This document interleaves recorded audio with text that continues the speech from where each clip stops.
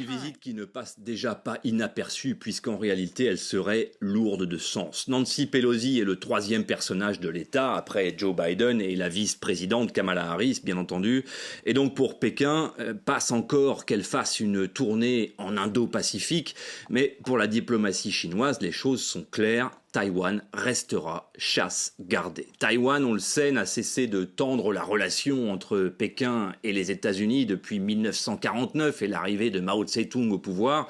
Ce n'est donc pas d'hier et la Chine a toujours considéré Taïwan comme une portion de son territoire. Une revendication dont l'écho se fait encore plus persistant ces dernières années et un enjeu qui sera encore plus fort pour le président chinois dans les prochains mois puisque le Parti communiste chinois sera bientôt appelé à lui renouveler sa confiance. La diplomatie chinoise a donc été parfaitement claire.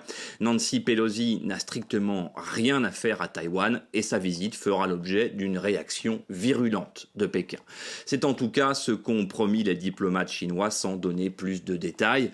Jusqu'à présent, Joe Biden s'est bien gardé de faire des commentaires conformément à la posture traditionnelle américaine dans le dossier taïwanais.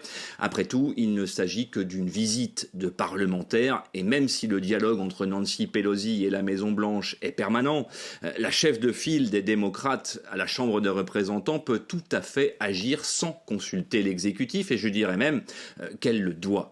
Les derniers échanges d'ailleurs entre Joe Biden et son homologue chinois la semaine dernière ont été qualifiés par la Maison-Blanche de courtois, ce qui, en langage diplomatique, signifie que la relation n'est pas rompue, mais qu'elle ne prend pas pour autant le chemin d'une quelconque forme de réchauffement.